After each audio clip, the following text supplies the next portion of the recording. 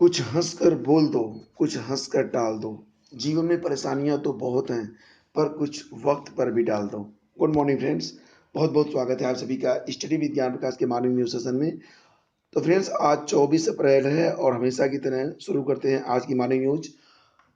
आज की तारीख फ्रेंड्स कुछ मामलों में बहुत ही अहम है। सबसे बड़ी बात ये कि सरकार 69,000 शिक्षक भर्ती मामले में डबल बेंच में जा रही है या फिर नहीं जान रही है, या फिर सरकार का क्या स्टैंड है। ये सारी बातें आज से लेकर कल तक यानी कि 24 और 25 अप्रैल तक स्पष्ट हो जाएंगी। हालांकि जितने भी अफसर हैं उनका यही कहना है कि अभी तक चिंतन मनन का जो कार्य था वो पूरा हो चुका है। सरकार 24 से लेकर 25 के बीच में डबल बेंच में जा रही है। और इसी के साथ फ्रेंड्स एक बड़ी बात ये भी है कि बहुत सारे संगठन जो कि बीएड और बीटीसी से जुड़े हुए हैं, उनका दावा है कि अगर सरकार डबल बेंच नहीं जाती है तो वो खुद डबल बेंच जाएंगे।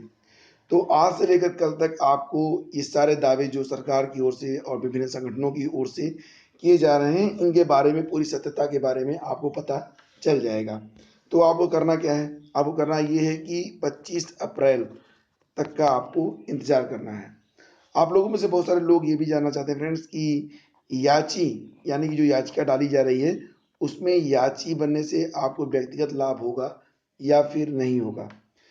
तो फ्रेंड्स ये जो सवाल है इसका जवाब मैं चाहूँ तो अभी मैं दे सकता हूँ, लेकिन क्योंकि इसमें व्यक्तिगत और सामूहिक दो प्रकार के लाभ निहित हैं, तो इसमें याची बनना कहाँ तक आपको लाभ पहुँचा देगा या फिर कहाँ तक इस लड़ाई को जो कि 60-65 के लिए लड़ी जा रही है, उसमें कहाँ तक सहायक सिद्ध होगा, इन दोनों ही बातों पर मैं आपको एक अलग वीडियो में पूरा विश्लेषण उपलब्ध कराऊंगा। मैं सारे डेटा जो है कलेक्ट कर रहा हूँ और उसके आधार पर एक सही जानकारी आपको उपलब्ध कराऊंगा, लेकिन इसके लिए आपको इंतजार करना होगा कब तक? 25 अप्रैल तक, ठीक है। तो 25 अप्रैल को दोपहर के बाद ये जो डेटा होगा वो आपको उपलब्ध होगा लगभग दिन में 3 से 4 बजे के बीच में, ठीक है। आप लोग जल्दबाजी बिल्कुल भी ना करें। कोई भी कार्य अगर आपको करना है तो उसमें थोड़ा सा वक्त आपको देना चाहिए। कई सारी चीज़ें तो ऐसी भी होती हैं जो वक्त के सापेक्ष अपने आप स्पष्ट होती चली जाती हैं। मतलब ये कि जैसे आपका जो सवाल होता है अगर उसका जवाब आपको नहीं मिल पा रहा है, अगर आप थोड़ा सा इंतजार कर लें तो बहुत अधिक माथापच्ची करने की आवश्यकता भी नहीं होती है और डायरेक्टली आपका जो क्वेश्चन होता है उसका आंसर आपको मिल जाता है। तो फ्रेंड्स कल तक का इंतजार करें, सारी सही जानकारी मैं आपको उपलब्ध कराऊंगा। और इसके बाद बात करते हैं यहाँ पर 72,825 2011 में जो जिन पैदा हुआ था वो अभी भी जिंदा है। और यहाँ पर फ्रेंड्स ये भर्ती क्लोज हो चुकी है, लेकिन सरकारी आदेश और कोर्ट के आदेश के अनुसार 72,825 जो भर्ती थी, जो कि 2011 में बसपा के गवर्नमेंट के समय जारी हुई थी, उसमें अभी कुल 1536 पद और शेष हैं। एक्चुअली में जो पूरी भर्ती थी वो लगभग 66,000 समथिंग सीटों पर जाके सिमट गई थी, यानी कि पूरी जो भर्ती प्रक्रिया थी वो कंप्लीट नहीं हो पाई थी। और उसके बाद आदेश ये दिया गया था कि जो पद बची हुई हैं उनको छोड़ा जाए और उनमें से कुछ पदों के सापेक्ष यानी कि कुल 1536 पदों के सापेक्ष डबल बेंच का आदेश था हाई कोर्ट का कि वो जो है इस भर्ती पर इतने पदों को और भर दिया जाए। लेकिन यहाँ पर ये जो पद हैं इनको अभी तक भरने से संबंधित सरकार की ओर से और बोर्ड की ओर से कोई भी कदम नहीं उठाया गया है और इसके बारे में कई सारी अवमानना याचिकाएं जो है कोर्ट में दाखिल हुई हैं। और फिलहाल फ्रेंड्स यहाँ पर कोर्ट ने सरकार से जानकारी मांगी है या यूँ कहिए कि जवाब मांगा है कि आखिर शिक्षकों की नियुक्ति में क्या अड़चन है और जो बचे हुए पद हैं उन पर इनकी नियुक्ति क्यों नहीं की जा रही है। और इसके लिए सरकार से जो है 15 मई तक जवाब मांगा गया है और जो अगली सुनवाई होगी इस पर वो 15 मई को होने वाली है। और फ्रेंड्स इसी के साथ बात करेंगे अब यहाँ पर राजकीय स्कूलों के लिए जो उर्दू के 125 सीटें थी एलटी ग्रेड शिक्षक भर्ती परीक्षा के अंतर्गत, तो उसका परिणाम भी जारी कर दिया गया है। एक्चुअली में यूपीपीएससी ने कहा है कि वो 30 मई तक सारे परिणाम जारी कर देगा और इसी क्रम में जो अगला रिजल्ट आया है वो उर्दू के 125 पदों के सापेक्ष आया है। और आपको बता दें कि इसमें जो मेल सीटें थी कुल मिला के 71, तो 71 पे 71 सीटें और जो फीमेल सीटें थी उनमें कुल मिला के 62 सीटें थी। उस पर जो है 54 सीटों के सापेक्ष जो रिजल्ट जारी किया गया है। लेकिन फ्रेंड्स ध्यान रखना होगा आपको कि याचिकाओं के निर्णय के अधीन रहेगा परिणाम, यानी कि एलटी ग्रेड शिक्षकों की इस पूरी भर्ती का जो परिणाम होगा वो इलाहाबाद हाईकोर्ट में विचाराधीन विजयनाथ व अन्य बनाम उत्तर प्रदेश राज्य व अन्य की विचाराधीन याचिका के निर्णय के अधीन तो पहले से ही है। सत्येंद्र कुमार सिंह व 7 अन्य बनाम उत्तर प्रदेश राज्य व अन्य, मतलब बहुत सारी याचिकाएं हैं और इन याचिकाओं पे जो फैसला आना है उसके अधीन ये परिणाम जारी किए जा रहे हैं। एक्चुअली में आयोग चाहता तो यही था कि सबसे पहले जो मुकदमे हैं, जो याचिकाएं हैं, उस पर फैसला आ जाए और उसके बाद प्रक्रिया को आगे बढ़ाई जाए। लेकिन यहाँ पर बहुत अधिक दबाव भी है यूपीपीएससी पर और लाजमी भी है, क्योंकि बहुत सारा वक्त, लगभग 8 से 9 महीने का वक्त बीत चुका है और इस स्थिति में परिणाम के बारे में जो अभ्यर्थी हैं वो मांग कर रहे हैं और इसलिए परिणाम अब जारी भी किए जा रहे हैं। बाकी के जो अन्य पद हैं उन पर भी अब क्रम से रिजल्ट आते रहेंगे, तो इंतजार करते रहिए आप लोग। और इसी के साथ फ्रेंड्स, आपको पता होगा कि 2018 यूपी पीसीएस का जो मेंस होना है वो 17 जून से होना है, आपको पता होगा।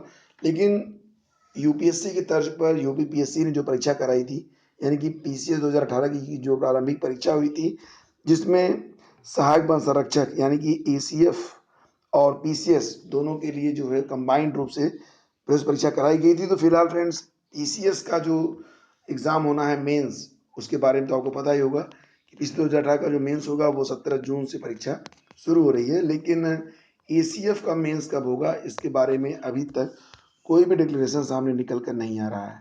और इसी के साथ कल जो है एलटी ग्रेड का एक परिणाम जारी हुआ और एलटी ग्रेड के परिणाम के साथ उर्दू का जो परिणाम जारी हुआ है, दूसरे के साथ साथ समाज कल्याण विभाग के अंतर्गत संचालित राजकीय आश्रम पद्धति स्कूलों में प्रवक्ता हिंदी की 28 पदों के सापेक्ष जो विज्ञापन लिए गए थे 2009-10 में और साक्षात्कार हुए थे 15 और 16 अप्रैल को, तो उसमें सफल अभ्यर्थियों की श्रेष्ठता क्रम में सूची जारी कर दी गई है।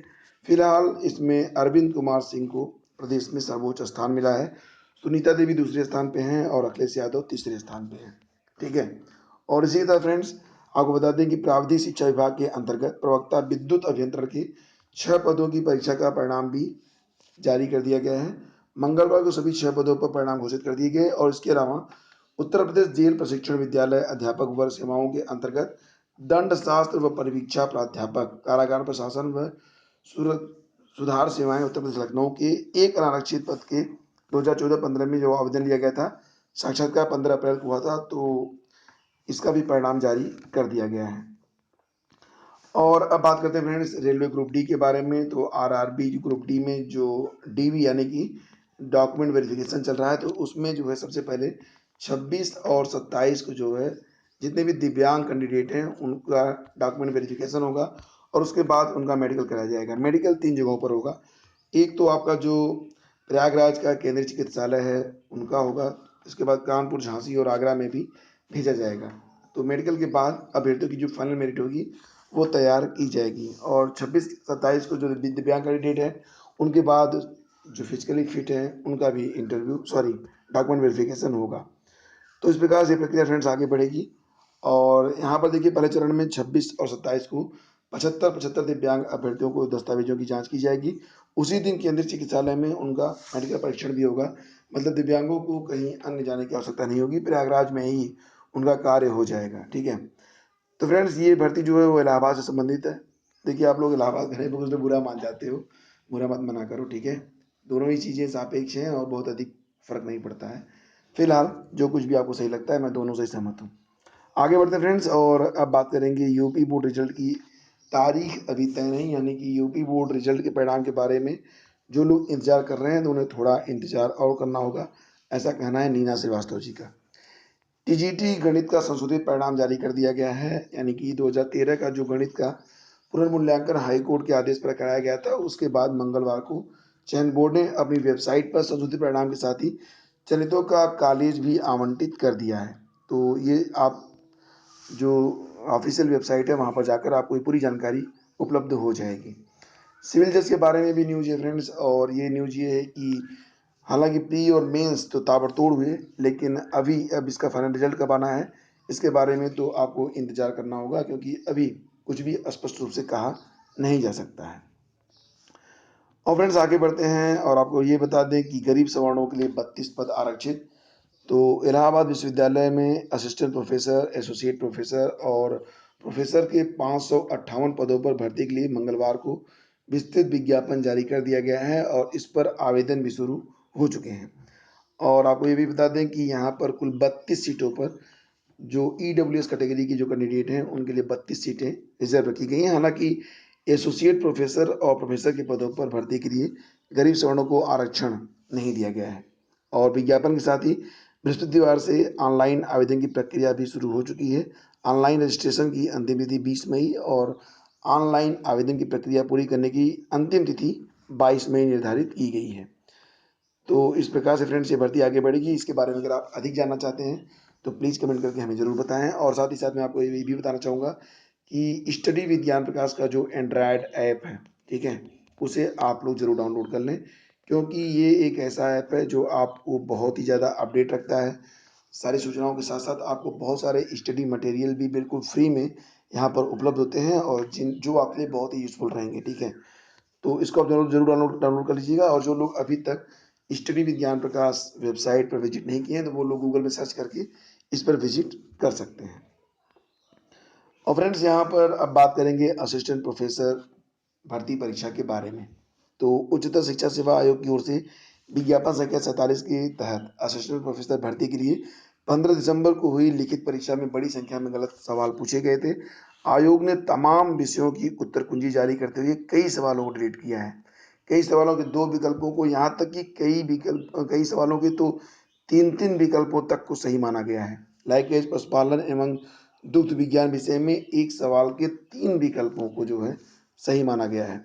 पशुपालन एवं दुग्ध विज्ञान में पार्ट 2 में बुकलेट सीरीज ए में प्रश्न संख्या 48 के विकल्प ए, बी और सी को सही मान लिया गया है।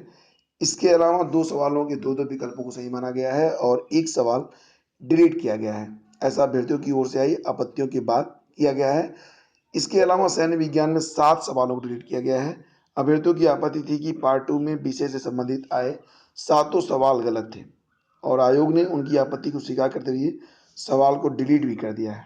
और फ्रेंड्स इसके अलावा उद्यानिकी विषय में एक सवाल डिलीट हुआ है। वहीं कृषि अर्थशास्त्र में एक सवाल के 2 विकल्पों को सही माना गया है और एक सवाल हटा दिया गया है। कृषि सांख्यिकी में एक सवाल के 2 विकल्पों को सही माना गया है और एक सवाल डिलीट किया गया है। मनोविज्ञान विषय में 3 सवालों को डिलीट किया गया है और एक सवाल के 2 विकल्पों को सही माना गया है। दर्शन शास्त्र में भी एक सवाल के 2 विकल्पों को सही माना गया है। उद्यानिकी में भी एक सवाल को डिलीट किया गया है। तो फ्रेंड्स इस प्रकार से असिस्टेंट प्रोफेसर का जो रिवाइज आंसर की है और ये फाइनल भी है, तो इसका ये उपलब्ध हो चुका है और इसके आधार पे अब आप अपनी फाइनल कैलकुलेशन कर सकते हैं। तो फ्रेंड्स ये थी आज की खबरें, ये था आज का वीडियो और इस वीडियो में बस इतना ही। आवाज़ थोड़ी स्लो स्लो मिल रही होगी क्योंकि तेज़ बोलने से मना है, आपको पता ही होगा। एंड्रॉयड ऐप को डाउनलोड जरूर कर लीजिएगा और एंड्रॉयड ऐप के बारे में आप क्या कहते हैं यूज करके प्लीज़ फीडबैक जरूर दीजिएगा। और जो लोग फ्रेंड्स डायरेक्टली मुझसे संपर्क करना चाहते हैं, जिनको लगता है कि मैं उनके सवालों के जवाब नहीं दे पाता हूँ, तो प्लीज़ वो मुझे इंस्टाग्राम या फिर फेसबुक पेज पर आकर मैसेज करें। मैं श्योरली आपको आंसर करूँगा। Thank you so much. मिलते हैं अगले वीडियो में, तब तक के लिए आज्ञा दीजिए। नमस्कार, जय हिंद।